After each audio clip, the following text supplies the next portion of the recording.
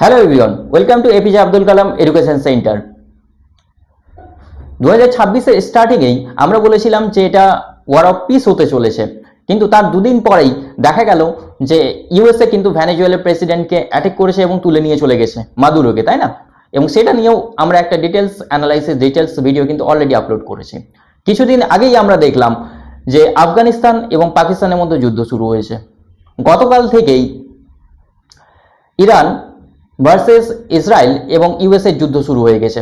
সেই জন্য এখন গ্লোবাল সিনারিওতে একটা টার্ময়েলের পরিস্থিতি তৈরি হয়েছে। তাহলে অনেকের মনে এই কোশ্চেনটা আসতেই পারে, এটাই কি থার্ড ওয়ার্ল্ড ওয়ারের শুরুয়াত হতে চলেছে? এর মাধ্যমেই কি তৃতীয় বিশ্বযুদ্ধ হতে পারে? তো এই সমস্ত কিছু কোশ্চেনের আনসার কিন্তু আজকের এই ভিডিওতে আমরা দেওয়ার চেষ্টা করব। পাশাপাশি আমরা দেখব যে এই যে একটা যুদ্ধ শুরু হয়ে গেছে, এটার হিস্টোরিক্যাল পার্সপেক্টিভটা কি জন্যই বা এই দুটো ব্লকের মধ্যে সর্বদাই একটা টেনশনের মতো সিচুয়েশন তৈরি হয়েই থাকে। এই যে যুদ্ধ হচ্ছে, এটার ফলে ইন্ডিয়ান ইকোনমি তথা গ্লোবাল সিনারিওতে কি ধরনের ইমপ্লিকেশন বা কি ধরনের ইম্প্যাক্ট পড়তে পারে এবং এটার ওয়ে ফরওয়ার্ড বা সলিউশন হিসাবে কি কি পয়েন্ট আমরা রাখতে পারি, এই সমস্ত কিছুই কিন্তু আজকের এই ভিডিওতে আমরা আলোচনা করার চেষ্টা করব। তো চলো কথা না বাড়িয়ে, তো ফার্স্ট যেটা এখানে দেখতেই পাচ্ছ যে dynamics of the Iran USA conflict নিয়ে আজকে আমরা আলোচনা করব। তো গতকাল যেমনটা বললাম যে ইউএসএ এবং ইসরায়েলের মিলিত বাহিনী কিন্তু ইরানের উপর অ্যাটাক করেছে। এটা শুধুমাত্র একটা অ্যাটাক না, যে কোনো দেশের সভারেনিটির উপর একটা আঘাত। কারণ কি, যে ইউএসএ এবং ইসরায়েল যে অ্যাটাকটা করেছে একদম প্রেসিডেন্ট হাউসের উপর পিন পয়েন্ট অ্যাটাক করেছে। পাশাপাশি যে সমস্ত মিলিটারি ইনফ্রাস্ট্রাকচার ইরানের উপর রয়েছে তাদের উপর অ্যাটাক করেছে। সো ইন্টারন্যাশনাল নর্মস অনুযায়ী যদি আমরা যাই, যে article 2D of the international charter যদি দেখি, সেখানে কিন্তু মেনশন রয়েছে যে কোনো দেশের সভারেনিটির উপর যদি কোনো কেউ অ্যাটাক করে তাহলে তার কিন্তু কমপ্লিটলি ডিফেন্ড করার কমপ্লিট রাইট রয়েছে। সেই অনুযায়ী ইরানে কিন্তু এখানে রাইট রয়েছে রিটালিয়েট করার। তো চলো আমরা এক এক করে পয়েন্ট ডিসকাশন করি। তো ফার্স্টলি এখানে তোমরা দেখতেই পাচ্ছ যে মেনশন রয়েছে কি, যে first initial strike. So initial স্ট্রাইকটা তোমরা এখানে দেখতেই পারো যে কি ধরনের, কত ভয়ঙ্কর একটা স্ট্রাইক কিন্তু ইরানের উপর হয়েছে। তারপরে ইউএসএ কিন্তু এই যে অ্যাটাকটা করেছে এটার নাম দিয়েছে কিন্তু কি, এপিক ফিউরি এটার নাম দেওয়া হয়েছে। ঠিক অপরপক্ষে যে ইসরায়েল এটার নাম দিয়েছে কি, লায়ন্স রর। যেমনটা ইরানের যিনি সুপ্রিম লিডার ছিলেন আয়াতুল্লাহ খামেনি, তিনি কিন্তু একটা বার্তা দিয়েছিলেন যে ইউএসএ এবং ইসরায়েল যদি আমাদের উপর অ্যাটাক করে তাহলে কিন্তু আমাদের মুহূর্ত লাগবে না রিটালিয়েট করতে। ঠিক একইভাবে 1 ঘন্টার মধ্যেই কিন্তু ইরান রিটালিয়েট করেছে এবং তারা সেই অপারেশনটার নাম কি দিয়েছে, operation true promise 4। Operation true promise 4 এর মাধ্যমে কিন্তু তারা রিটালিয়েট করেছে। এবং ইউএসএ তো অনেক দূরে, তাই না? সো ইউএসএ যে সমস্ত বেসগুলো রয়েছে এই গালফ রিজনে, যেমন বাহরাইন, কাতার, তোমার আবুধাবি, সৌদি আরবিয়া, পাশাপাশি ইসরায়েল, এই সমস্ত সিটিতেই কিন্তু ইরান এটার কি করেছে, রিটালিয়েট করেছে। সেই জন্যই একটা যুদ্ধের মতো পরিস্থিতি তৈরি হয়ে গেছে আর একটা টার্মোইলের মতো পরিস্থিতি কিন্তু চলছে। সো এখানে গ্রাফের মধ্যে তোমরা দেখতেই পারো যখন ইনিশিয়াল স্ট্রাইকটা হয় সেটার রেঞ্জটা কত কম ছিল এবং গত রাতে বা আজকে সকাল পর্যন্ত কিন্তু এটা একটা হাই ইন্টেন্সিটি ওয়ারে পরিণত হয়ে গেছে। সো আমরা এটারও আনসার দেওয়ার চেষ্টা করব, এটার মাধ্যমে কি ওয়ার্ল্ড ওয়ার 3 শুরু হতে চলেছে?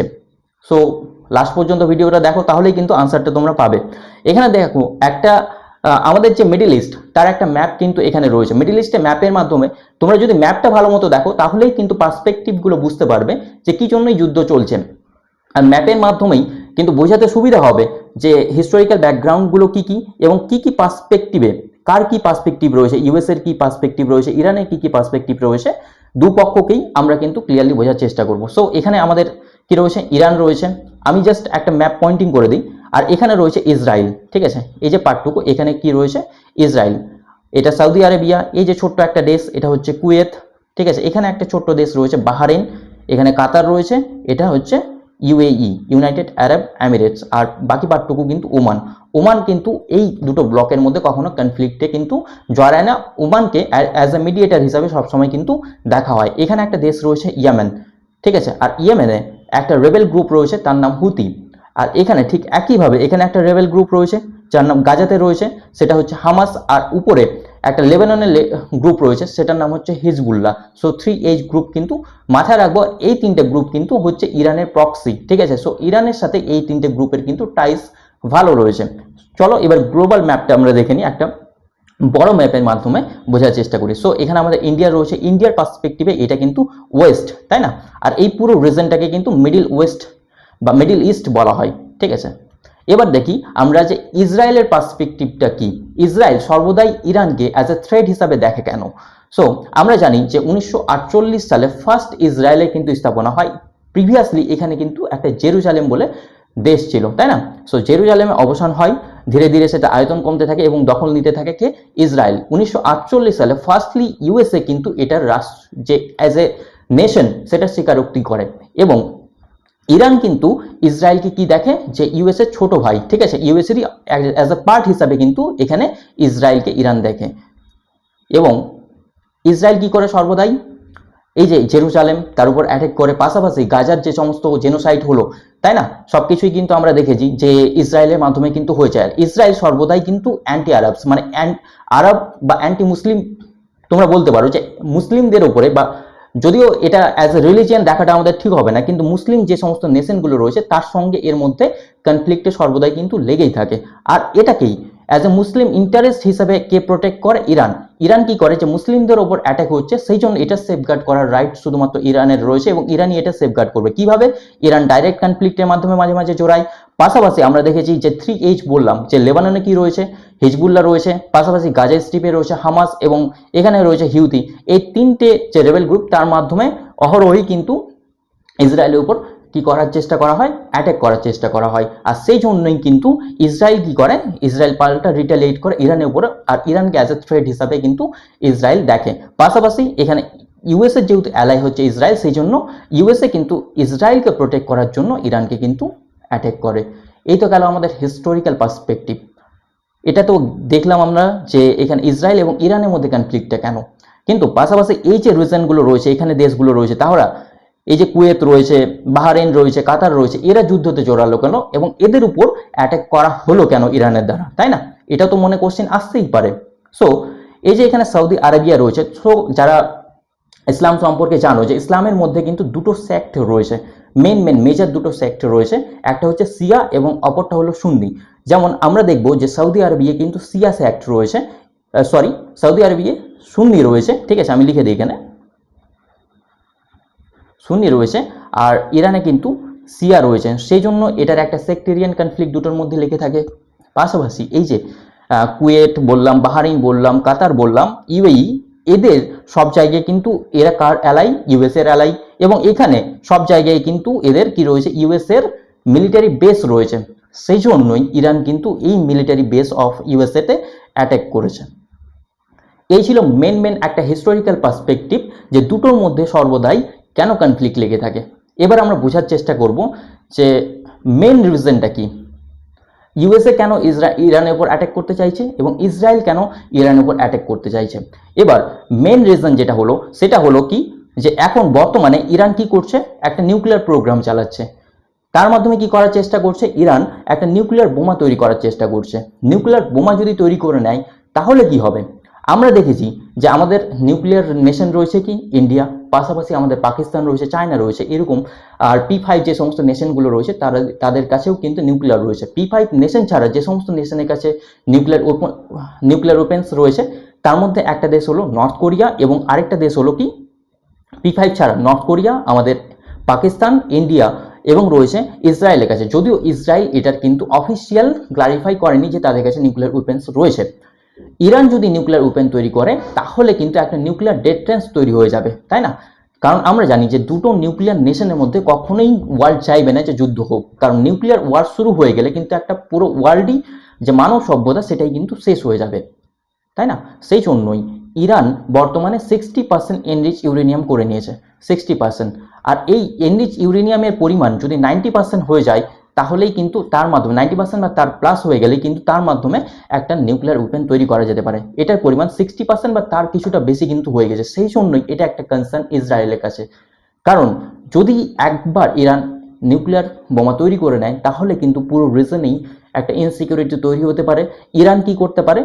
নিজেকে অ্যাজ এ দাদা হিসাবে দেখতে পারে। এটা হচ্ছে ইসরায়েলের পার্সপেক্টিভ, তাই না? আর কি পার্সপেক্টিভ? ইরান কি করছে? যে লং রেঞ্জ ব্যালিস্টিক মিসাইল তৈরি করছে। ব্যালিস্টিক মিসাইলের মাধ্যমে কি হবে? যে পিন পয়েন্ট অ্যাকিউরেসি অ্যাটাক করা যাবে কার উপরে, ইসরায়েলের উপরে। সেই জন্য ইসরায়েল এটা একটা থ্রেট। কিন্তু যদি আমি ইউএস এর পার্সপেক্টিভ দেখি, ইউএস এর পার্সপেক্টিভ কি, ইউএসএ কি করছে, যে আমরা জানি যে এই গালফ রিজনে, গালফ যে সমস্ত কান্ট্রিজ রয়েছে, এখানে পার্সিয়ান গালফ রয়েছে, তো পার্সিয়ান গালফের আশেপাশের কান্ট্রিগুলোকে কি বলা হয়, গালফ কান্ট্রি বলা হয়। ঠিক আছে, এটাকে তোমরা কিন্তু মানে একই সাথে মিশিয়ে দিও না। গালফ কোঅপারেশন কাউন্সিল কিন্তু আলাদা, ঠিক আছে, সেখানে কিন্তু গালফ কোঅপারেশন কাউন্সিলের পার্ট কিন্তু ইরান না, তাই না, কিন্তু গালফ কান্ট্রির পার্ট কিন্তু ইরান, কারণ পার্সিয়ান গালফের সাথে যে সমস্ত দেশে বর্ডার লাগে তাদেরকে পার্সিয়ান গালফ নেশন বলা হয় বেসিক্যালি। সো এখানে এই রিজনটা কি, ন্যাচারাল অয়েল, ন্যাচারাল গ্যাসে কিন্তু পরিপূর্ণ। কিন্তু ইউএসএ কি চায়, এই যে রিজনটা, এই রিজনের উপর কর্তৃত্ব আনতে, তার মনোপলি আনতে ওয়ার্ল্ডে অয়েলের উপরে, তাই না। যেমন আমরা ভেনেজুয়েলাতে দেখলাম যে ভেনেজুয়েলাতে কি পরিমাণ রয়েছে, সব থেকে বেশি পরিমাণ কিন্তু অয়েলের রিজার্ভ ভেনেজুয়েলাতে রয়েছে। সেই জন্য one of the main reason ছিল ভেনেজুয়েলাতে অ্যাটাক করার।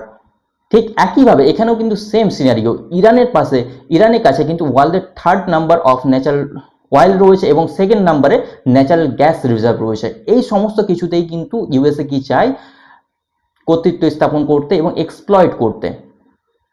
প্রিভিয়াসলি আমরা দেখেছি একসময় কিন্তু ইউএস এর এখানে একটা কি ছিল, স্থাপত্য ছিল, কিন্তু 1979-এ একটা রেভলিউশন হয়, 1979-এ ইরানিয়ান রেভলিউশন হয় এবং তারপরেই কিন্তু এখানে একটা ডিক্টেটোরিয়াল গভর্নমেন্ট বা বলতে পারি থিওক্রেটিক গভর্নমেন্ট এখানে স্থাপিত হয় এবং আয়াতুল্লাহ খামেনি তা ছিলেন সুপ্রিম লিডার, এবং তার মাধ্যমেই প্রিভিয়াসলি যে ডেমোক্রেসি ছিল সেটা কিন্তু অবসান হয় এবং এই রুলারটা শুরু হয়। সেই জন্যই ইউএসএ চায় যে এই যে রিজনটা, সেখানে রিজিম চেঞ্জ করতে এবং নিজের কোনো একটা এমন ব্যক্তি যে নিজের কাঠপুতলির মতো, নিজের পুতুলের মতো ইরানে বসে থাকবে এবং ইউএসএ তার যে ন্যাচারাল রিসোর্স সেটা এক্সপ্লয়েট করতে পারবে। এটাই ছিল one of the main reason এই যে দুটোর মধ্যে কনফ্লিক্টের। আমি ইউএসএ পার্সপেক্টিভ বললাম এবং ইসরায়েলের পার্সপেক্টিভ বললাম। এবার যদি ইরানের পার্সপেক্টিভ বলি, ইরান কিভাবে নিজেকে ডিফেন্ড করছে, যদি আমরা একটা এজেন্সি রয়েছে IAEA, ঠিক আছে, ইন্টারন্যাশনাল অ্যাটমিক এনার্জি এজেন্সি, তার রিপোর্ট যদি দেখি, এর কাজ হলো কি,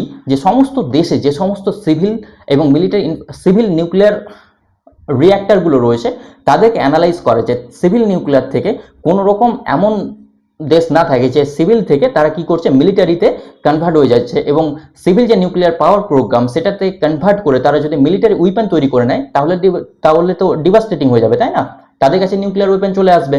সো এটা দেখার কাজ হচ্ছে IAEA, এবং IAEA একটা ইনভেস্টিগেশন করেছিল কিন্তু ইরানে।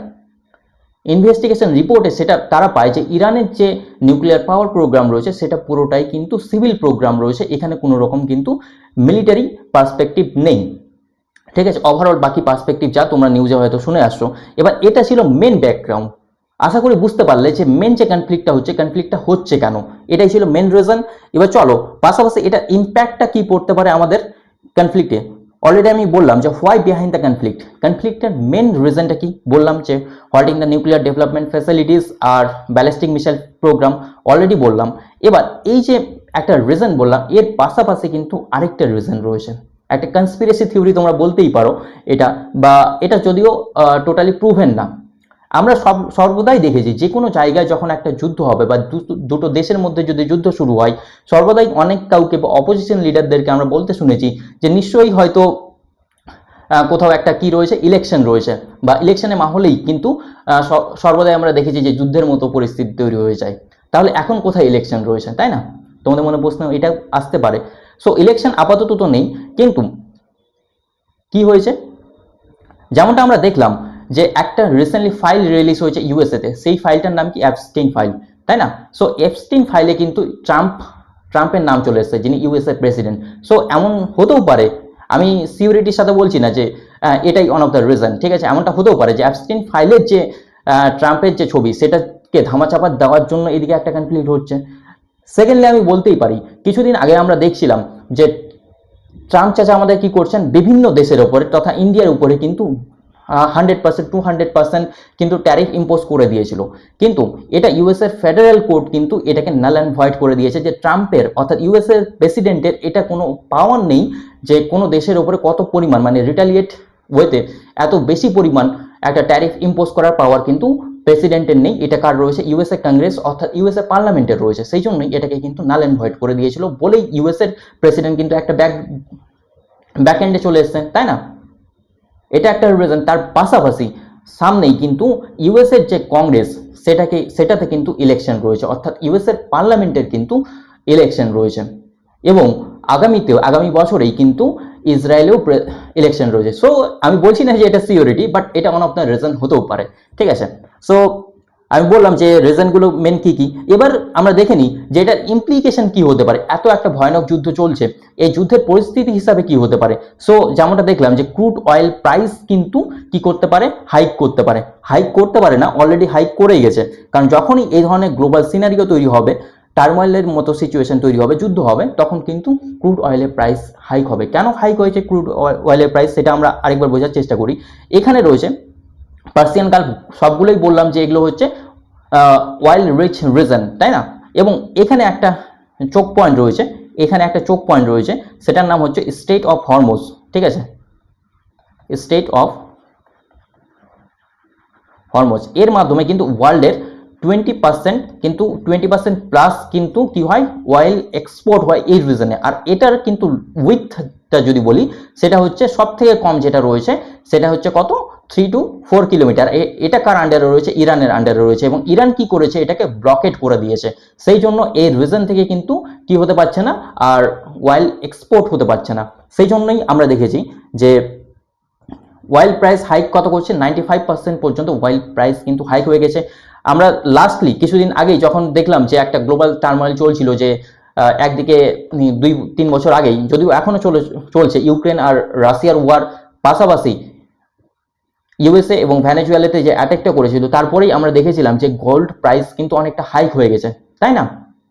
সো যখন এই ধরনের ইনসিকিউরিটি ওয়ার্ল্ডে চলে আসবে, তখনই আমরা দেখব গোল্ড এবং মেটাল প্রাইসের কিন্তু প্রাইস হাইক হয়ে যাবে, গ্লোবাল একটা ইনফ্লেশন তৈরি হবে। ইনফ্লেশন কেন তৈরি হবে, কারণ যখন আমরা ক্রুড অয়েলের প্রাইসটা হাইক হয়ে যাবে, ক্রুড অয়েলের সাথে সমস্ত কিছুই সম্পর্কযুক্ত। কিভাবে, যখন একটা তেলের দাম হাইক হয়ে গেল, তো গাড়ি চলতে বাস ভাড়া বেড়ে যাবে, এবং যে কোনো কিছু র ম্যাটেরিয়ালস এক্সপোর্টের কস্টটা, সব থেকে মেন জিনিস যেটা, এক্সপোর্ট কস্টটা কিন্তু বেড়ে যাবে র ম্যাটেরিয়ালসের। সো র ম্যাটেরিয়ালসের দাম যদি বেড়ে যায়, সো সেখান থেকে যে ফিনিশ গুডটা তৈরি হবে তারও দাম বেড়ে যাবে। সো ওভারঅল কিন্তু কি আসবে, একটা ইনফ্লেশন তৈরি হবে, তাই না।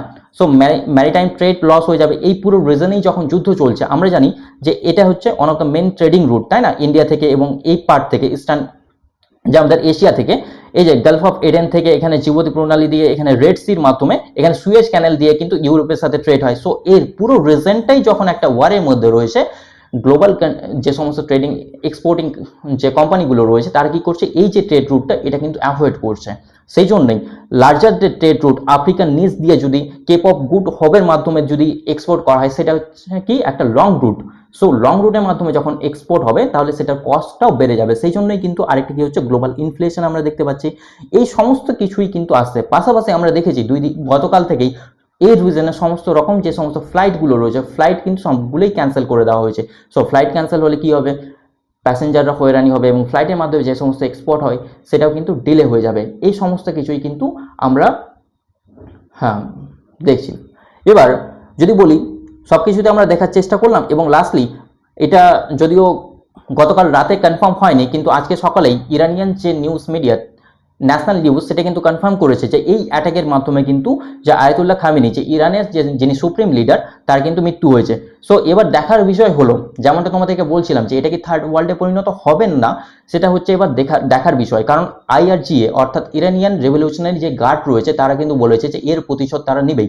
কারণ যে কোনো দেশের যখন সুপ্রিম লিডারকে অন্য কোনো দেশ অ্যাটাক করে মারবে, সো স্বাভাবিক তারা কিন্তু এটার রিটালিয়েট করবেই। এবার দেখার বিষয় হলো কতটা রিটালিয়েট করে, এবং যেটা আমি এখানে মিস করেছিলাম যে ইরানকে ব্যাক করে কে, সর্বদাই চায়না এবং রাশিয়া। সো রাশিয়া এবং চায়না ইরানকে কতটা ব্যাক করছে তার উপরে ডিপেন্ড করছে যে এই যে যুদ্ধটা, সেটা কতটা ফার্দার এক্সকেলেট হতেই পারে। যদিও ইরান এবং চায়না কি করেছিল, যুদ্ধ হওয়ার পরবর্তীতেই যে ইউনাইটেড নেশনস যে সিকিউরিটি কাউন্সিলের কি করেছিল, যে ইমার্জেন্সি কিন্তু একটা মিটিং তারা ডেকেছিল। যদিও আমরা জানি যে ইউনাইটেড নেশনস কতটা রেলেভেন্ট রয়েছে সেটা তোমরা হয়তো জানোই, যদি না জানো তাহলে ক্লাসে আমি ডিটেলসলি আলোচনা করব। সো এখানে একটা ওয়ে ফরওয়ার্ড হিসাবে বলেছি আমি যে কি কি ওয়ে ফরওয়ার্ড হতে পারে একটা যুদ্ধ থামাতে গেলে। সো ফার্স্টলি যে আমাদের ইউনাইটেড নেশনস এর যে নর্মসগুলো রয়েছে সেই নর্মসগুলো কিন্তু কি করতে হবে, স্টিক করতে হবে। আমরা যদি G4 কান্ট্রিজগুলো দেখি, G4 কান্ট্রিজের মধ্যে ইন্ডিয়াও রয়েছে। এটার মেন এজেন্ডা কি হলো যে ইউনাইটেড নেশনসকে কি করতে হবে, আরও রেলেভেন্ট করতে হবে। কিসের মাধ্যমে, যে এটাকে আরও কি করতে হবে, মডিফাই করতে হবে, এটার অ্যামেন্ডমেন্ট করতে হবে এবং বিভিন্ন নতুন নতুন কান্ট্রিকে এটাকে অ্যাড করতে হবে এটা সিকিউরিটি কাউন্সিলে, তাই না, পার্মানেন্ট মেম্বারে। এবং ডিপ্লোম্যাটিক নর্মস হতে পারে যে দুটো কান্ট্রির মধ্যে সিজ ফায়ার করানো যেতে পারে কোনো একটা থার্ড কান্ট্রির মাধ্যমে, তাদের মধ্যে মিডিয়েশন করানো যেতে পারে। কারণ যুদ্ধ কখনোই একটা এন্ড হতে পারে না কোনো একটা মিন্সের জন্য, তাই না। কারণ যুদ্ধ সর্বদাই, যারা সুপ্রিম লিডার আছে তাদের কি হবে তো জানি না, কারণ সর্বদাই আমরা দেখেছি এই ক্ষেত্রে হয়তো সুপ্রিম লিডার মারা গেছে, কিন্তু অন্যান্য ক্ষেত্রে কিন্তু সর্বদাই যারা টপ লিডারশিপ তারা কিন্তু বেঁচে যায়, মরে কিন্তু সাধারণ মানুষই, তাই না। এবার গ্লোবাল কোঅপারেশন নিয়ে আনতে হবে। গ্লোবাল কোঅপারেশন যদি নিয়ে আনা হয় তাহলেই কিন্তু এই ধরনের যুদ্ধ কিন্তু এক্সেলেট করা যেতে পারে। আর ইউএসএ যেহেতু সুপার পাওয়ার, সো ইউএসএর উচিত যে নিজেকে রেস্ট্রেইন করা, আর কোনো ডিপ্লোম্যাটিক চ্যানেলের ওয়েতেই এই যে সিচুয়েশন এটার কিন্তু সলিউশন আসতেই পারে। যুদ্ধ কখনোই কিন্তু এন্ড হতে পারে না। আমি এই যে সেশন কেমন লাগলো কমেন্টের মাধ্যমে জানাবে। আর সেশনটা এন্ড করব একটা সান্তোজুর একটা কোট রয়েছে, the greatest victory is that which requires no battle. অর্থাৎ গ্রেটেস্ট ভিক্টরি সেটাই যেটা কোনো যুদ্ধ ছাড়াই হাসিল করা যেতে পারে, অর্থাৎ ডিপ্লোম্যাটিক টাইসের মাধ্যমে হাসিল করা যেতে পারে। সো ভিডিওটা কেমন লাগলো ডিটেলস ওয়েতে আমি বোঝানোর চেষ্টা করলাম এই যে ইরান এবং ইউএসএ কনফ্লিক্টের ডাইনামিক্স। আজকে এই পর্যন্তই, আবার দেখা হচ্ছে নেক্সট ভিডিওতে। Thank you.